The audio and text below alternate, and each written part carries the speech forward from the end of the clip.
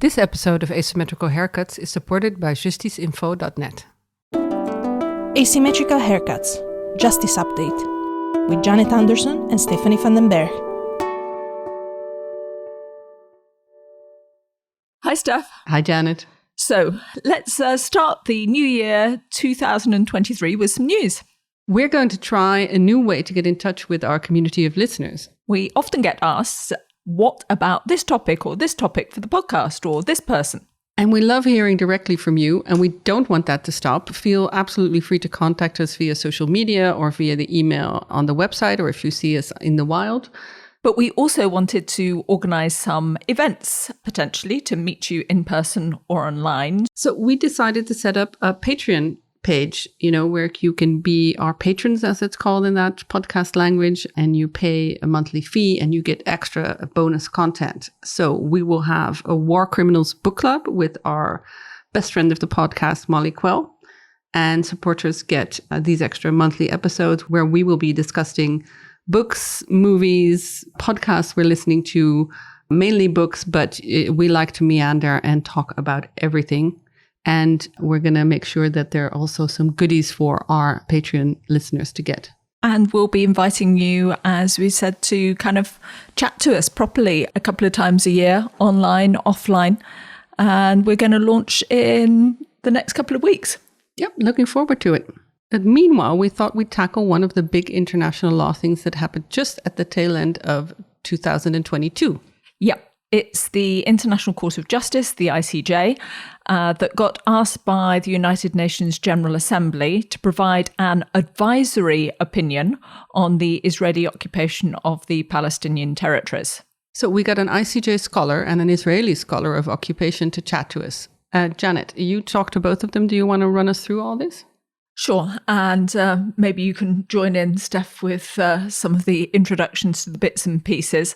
I've really started with a few questions of what don't I know, which in this case is quite a lot. So started with Mike Becker, who's Assistant Professor of Law at Trinity College, Dublin, to explain what this thing, an advisory opinion, is.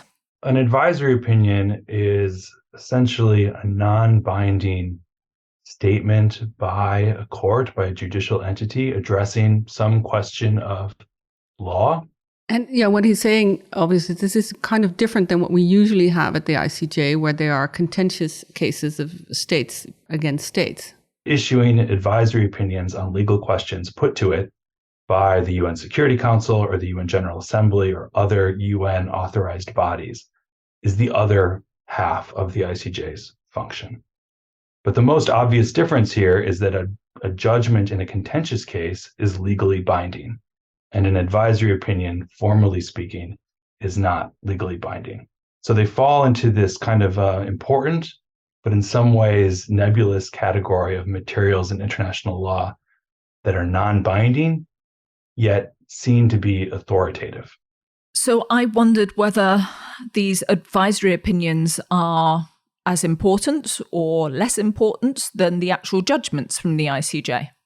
The court itself doesn't really distinguish between or discriminate among its past advisory opinions or its past decisions in contentious cases when it draws upon them as authorities in support of whatever argument it might be making in a new case. So the court will cite its past advisory opinions, it'll cite past judgments, and it doesn't in any way suggest that something it said in an advisory opinion carries less weight or has less authority than something it said in some past decision in a contentious case. And Mike really makes clear here that these opinions do have a big effect. Despite the fact that those courts very often actually emphasize the non-binding nature of advisory opinions. In some ways, I think because it gives them a little bit more freedom in terms of what they can say or how they can push the law. Yeah, he went on to actually explain to me that you can look, for example, at how the International Court of Justice gave its opinion on the Chagos case, which we discussed in the podcast, which we did with Philippe Sands. And then that advisory opinion, was actually relied on by the International Tribunal of Law of the Sea to just dismiss some of the preliminary objections in the maritime delimitation case. So it's like, the ICJ opines and that's it. Absolutely. And so now the question is, why are the Palestinians pushing for an opinion on the legality of the Israeli occupation of the West Bank, and for that to be answered now? So I also turned to Eliav Lieblich, who's professor of international law at Tel Aviv University. The whole presumption of the law of occupation is that the situation is temporary. And because an occupation is supposed to be temporary, it has limitations. The temporariness is what distinguishes occupation from just, good old or bad old military dictatorship or even an apartheid regime. Essentially, there's a security rationale behind what the occupying power does, and the laws of armed conflict apply. Right. And for decades, basically, Israel's official position was, well, the situation is temporary. The territories are held under belligerent occupation. I won't get into the nuances of Israel's legal position, but that was the assumption. So we are waiting for the political process to work out, and this is the situation until then. The last 2 or 3 governments, depends how you interpret it, kind of started saying, no, this is actually a permanent situation. So Benjamin Netanyahu's government actually claimed that it's going to annex the territories. The government after that, which was so-called centrist government, was uninterested in any political process with the Palestinians.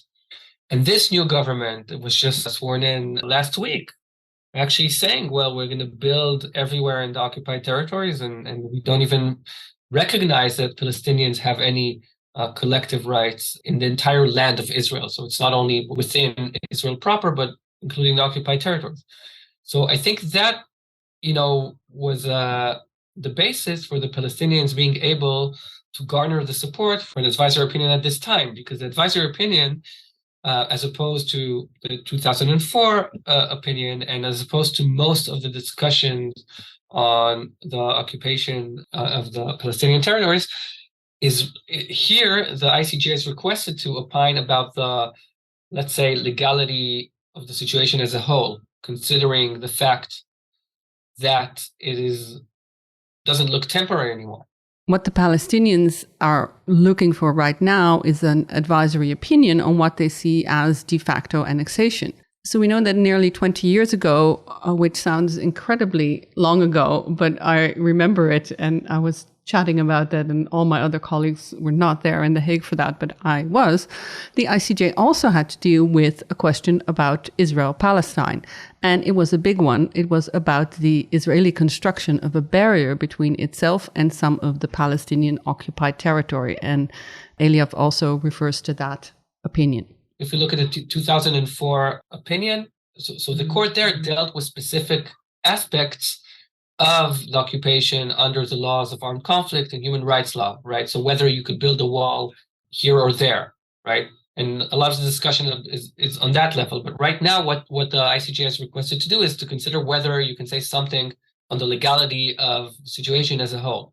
So that's the big difference. In some ways, this new advisory opinion request is almost feels like a second chapter or a sequel to that earlier advisory opinion request.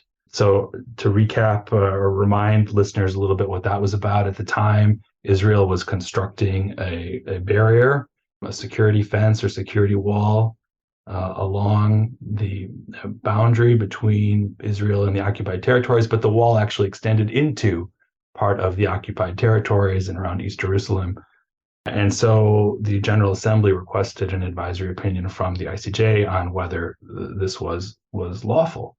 And among other things, in the wall opinion, the ICJ found that, well, in fact, the construction of that wall was contrary to international law, that Israel had an obligation to cease its construction, to take down the wall, and to make reparations for any damages that had been caused by the construction of the wall.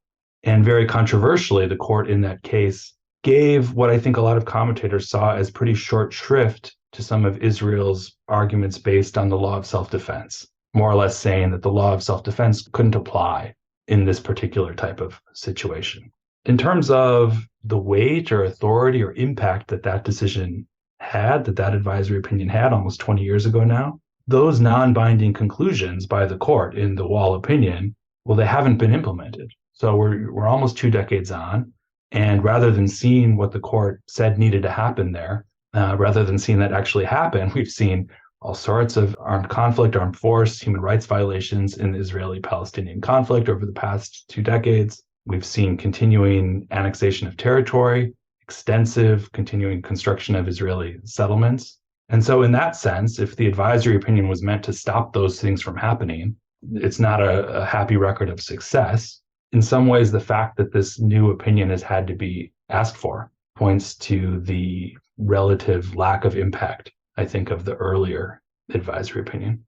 So that's interesting as well, I think. As Mike says, maybe that one didn't have so much effect. Maybe this one will have more effect because it's dealing with the whole shebang. And the whole shebang on the ground.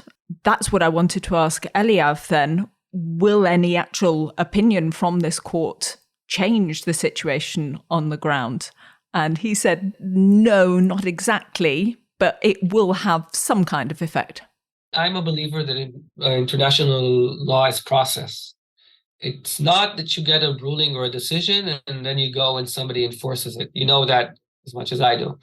So these rulings, like advisory opinions in the past, they are, let's say, moves or tools within a wider context of argumentation about framing narratives, about using such opinions or decisions as a way to convince others, to galvanize some kind of process. Now, I think in the past, some advisory opinions were relatively successful in, driving public opinion and other states to kind of intensify diplomatic pressure. So we know the string of opinions about Namibia, and we know the recent Chagos advisory opinion that we know that mere 2 or 3 years later.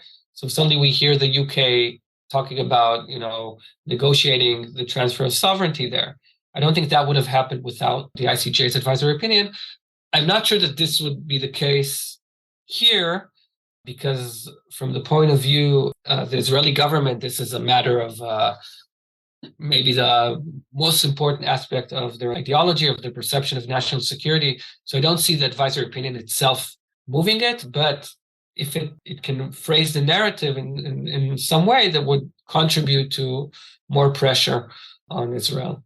Mike Becker rightly points out that there's a lot going on in how exactly the question is phrased. And we've known in the past that the court really looks at this, and if they can get out from under saying something very general and kind of tailor it to where they say the least, how do I say this diplomatically? Least controversial? Yes, the least controversial thing, they will find a way. So there's a lot in drafting a question, as also Philippe Sands in the podcast about Chagos talked about how long they dealt with actually drafting exactly the question they wanted the court to answer. It's a complex, multifaceted question with various sub-questions here.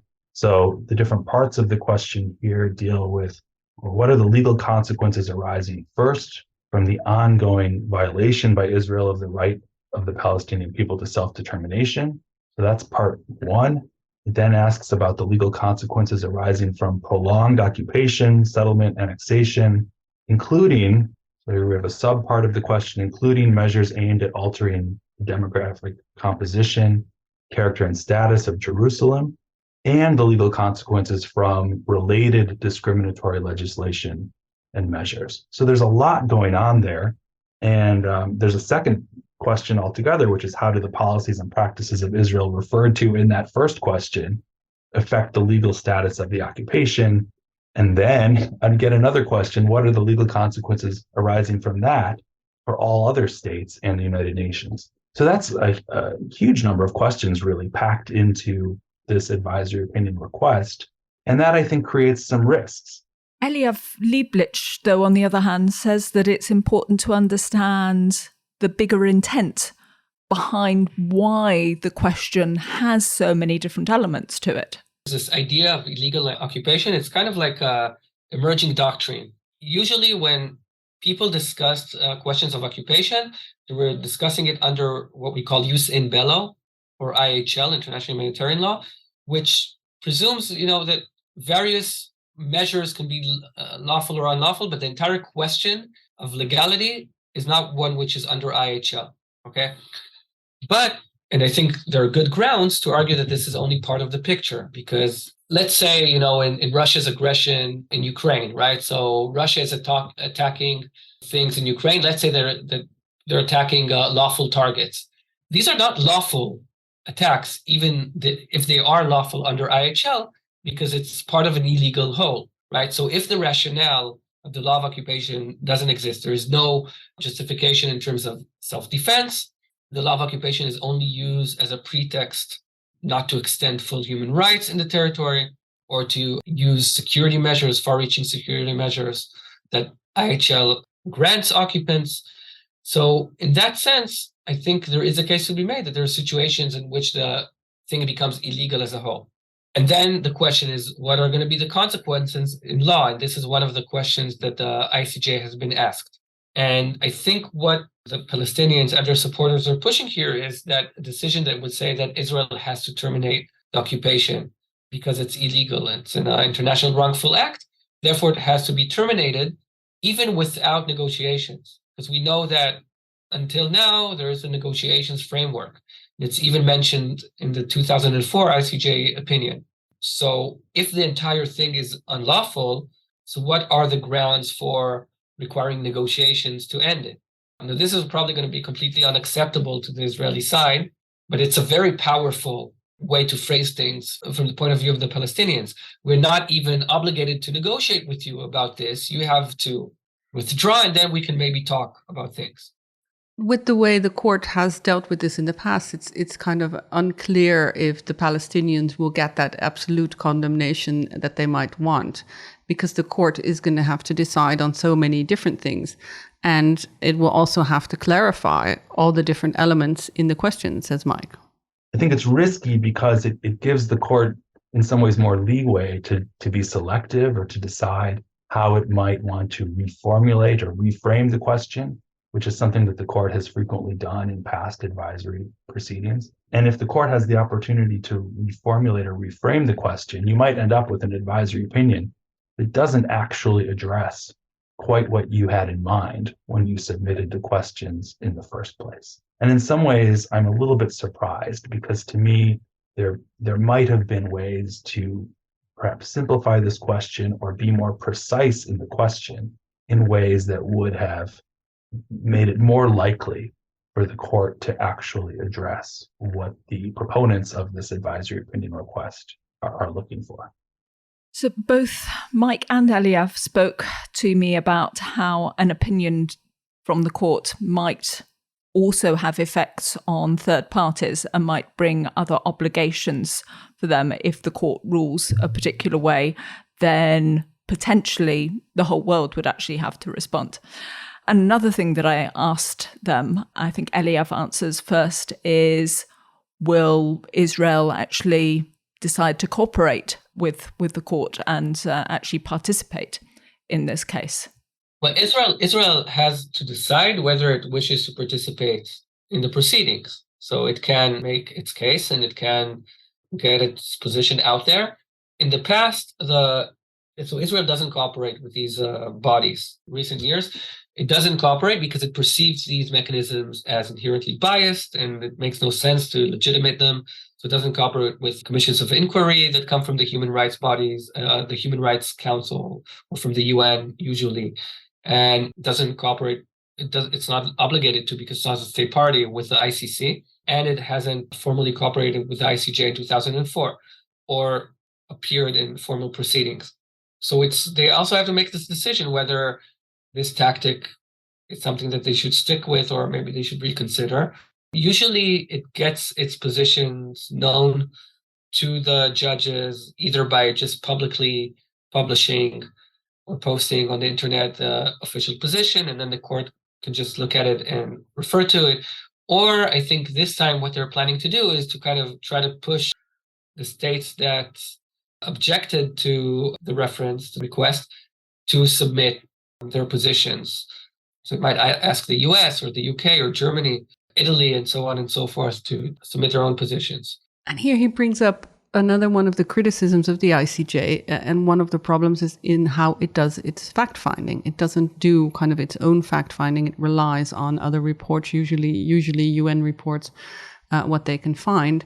And the court was criticized after the 2004 Wall opinion for not having the facts or the factual basis to justify its opinion, explains Mike. I think we might be likely to see some of those same issues or concerns come up here, because in the Wall opinion, Israel decided to address the ICJ only on questions of jurisdiction and admissibility. They chose not to engage with the court on the substantive questions, the questions on the merits.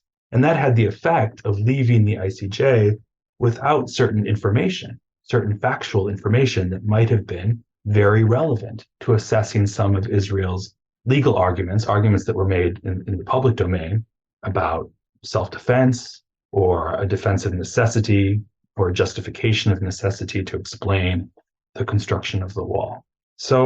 And that actually provided the focus of a very strong declaration by Judge Bergenthal, the judge of U.S. nationality at the time, when the advisory opinion on the wall came out. And his position was that he was really compelled to vote against the court's findings because it just didn't have the requisite factual record that it needed to support its otherwise sweeping findings on certain points. And as he put it, and I think this is an important idea to keep in mind, the humanitarian needs of the Palestinian people would have been better served had the court taken Israel's security arguments and security considerations into further account. Because by doing so, that would have given the advisory opinion the credibility that he believed it ended up lacking in the end. Now we're getting into the stuff that the procedure goblins absolutely adore. And behind some of this, to start with, the fact-finding, it really depends on whatever documents the United Nations General Assembly attaches to the opinion. And that's basically unknown. Well, that's a little bit of a black box, how those decisions are made about what information is going to be supplied here. And then after that, the court decides who is invited to argue. And then we start to see what it is that the statements are from different states and what they want to argue about. So in the Chagos opinion, for example, around 30 states, a little bit more, made written statements, as well as the African Union. In the Kosovo opinion from a decade earlier, we had similar numbers in the mid-30s in terms of number of states submitted written statements. And in the Wall opinion from 2004, and maybe that is the best predictor of what we'll see here, there were around 50 written statements from states and some international organizations. And then finally, we start to get a chance maybe to actually hear some of the arguments. You have a parade of states and council over several days, making relatively brief statements. But in that way, you get a much broader, or at least potentially, you get a much broader selection of views and arguments and perspectives on the issue. But we can expect to see probably the key players, let's say, the states with the greatest interest in the matter, being given prime of place. So you might see, for example, representatives from Palestine and representatives from Israel, if they choose to participate, given the chance to speak for a longer amount of time, or perhaps to speak first or something like that. One of the things I was wondering is if the Palestinians think that the ICJ is the most important case, because they're also at the same time on a different track pushing for this investigation at the International Criminal Court, which is looking into war crimes and crimes against humanity on the Palestinian territories. Yeah, I wondered exactly that. And in fact, I put the question to Eliav saying, which way are the Palestinians going in terms of lawfare? And he really didn't like me using that term, lawfare. I don't want to speculate whether this will be the big one. I think the Palestinians are, very impressively, understandably, in a situation in which you're the weaker party militarily, they utilize every single diplomatic, legal mechanism they can to kind of push their own agenda and interests. I wouldn't describe it as lawfare. It's, to me, a legitimate way in which a party to a conflict utilizes the mechanism that are available in the international community. I don't know if this is the big one. I mean, the ICJ is a prestigious court. I think it would be meaningful, whatever it says. I don't know if this is a thing that will tilt the scale, but as I said, it's all part of a process and trying to kind of reach this critical mass of decisions, rulings, positions that would kind of push people and states to move. I think that's so that would be a big part of it. But in terms of the legal question, I do agree that it's a big one, because in pure formal terms, yeah, that's a big one. Another thing he points out that is if the ICJ did rule on illegal occupation, that could have implications for other situations. For instance, Ukraine, which have been occupied by Russia even before the invasion, and how this kind of general opinion influenced that situation. If the ICJ would, and I'm not entirely optimistic that it will do so, but if it will set forth a credible and detailed doctrine of illegal occupation, so that can, of course, apply in other situations. And that can be kind of a way to push international law in this field forward. But then, there are a lot of very unique aspects of this situation. So it's very kind of hard to replicate in a way that would not be distinguishable from this case. And maybe a bit naively, I also wanted to ask Eliav, as a professor of international law working at one of the main Israeli universities, Tel Aviv University, he teaches international humanitarian law, he teaches public international law, and we kind of have this impression of Israel as a place where there's such a strong antipathy to kind of the international side of law and its norms. So I wondered how he managed to do his teaching. First of all, I teach in the same way that I talk to you. Second, I think, there is much that is not respected, but there's also a very, let's say, legalistic culture. Yeah, that's also, not taken for granted, but at least historically, it is actually behind a lot of the legal constructs that we are seeing now. So basically, Israel is one of the only occupants in history that, even not perfectly, admitted that it's occupying territory and that it's subject to the laws of occupation, at least the Hague regulations and some parts of the Geneva Convention, that it applies on humanitarian grounds. So the state is relying on this body of law to legitimate itself, which really calls, to critique on that level.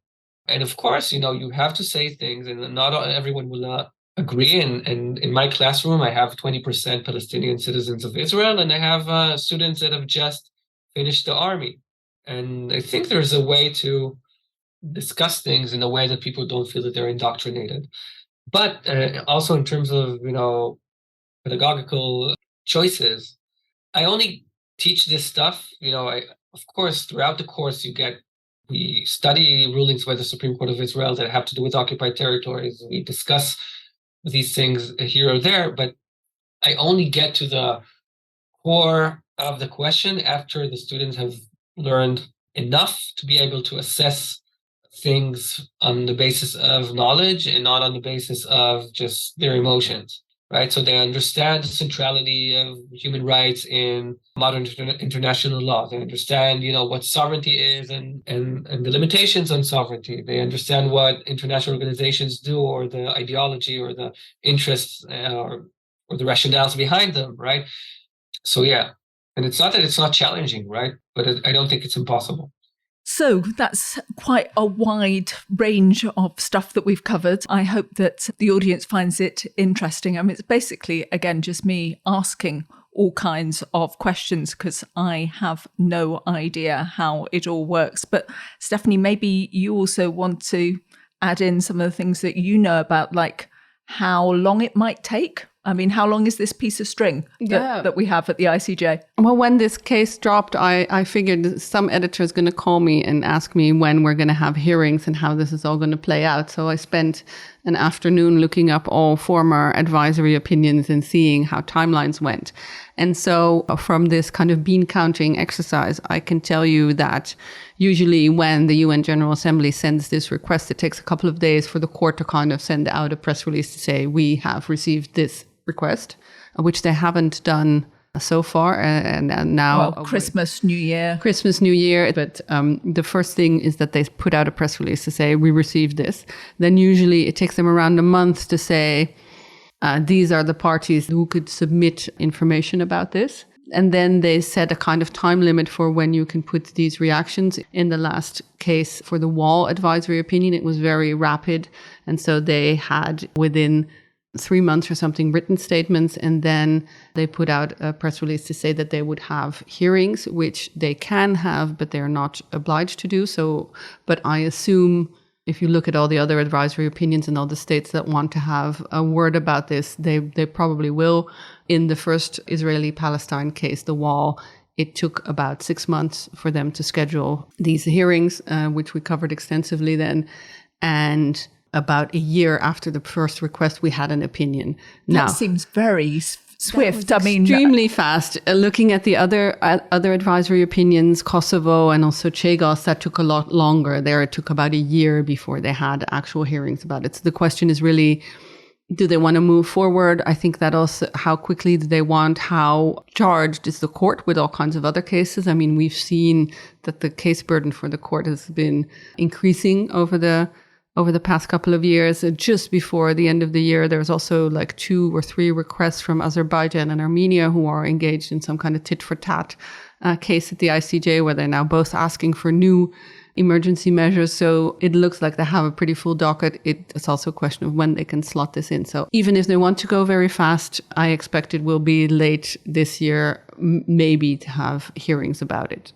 Well, I'm sure we'll carry on covering it. I'd be really interested to hear from people what other questions we should be asking, because I felt very icebergy on this one. I really felt like I was only covering the top part of it, and I'm sure there's lots of really important specific detail in the request, and there will be in some of the responses from the states that we should be looking at. Yeah, maybe when we see all the responses, and we can also get some people from on the ground on the Palestinian side to talk about living under occupation and what kind of rights and not rights they would want. That might be another interesting counterbalance to this, which is more the legal argument. Great. Okay. Well, onwards and upwards. We'll carry on going for the rest of 2023. Absolutely. Happy new international criminal law year, I would say.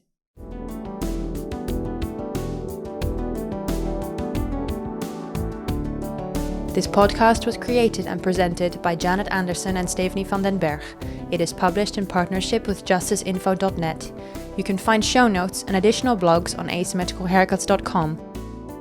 It is recorded in the Hague Humanity Hub, home to a community of innovators in the field of peace, justice, development, and humanitarian action. Music is by audionautics.com, and the show is available on every major podcast service, so please subscribe, give us a rating, and spread the word.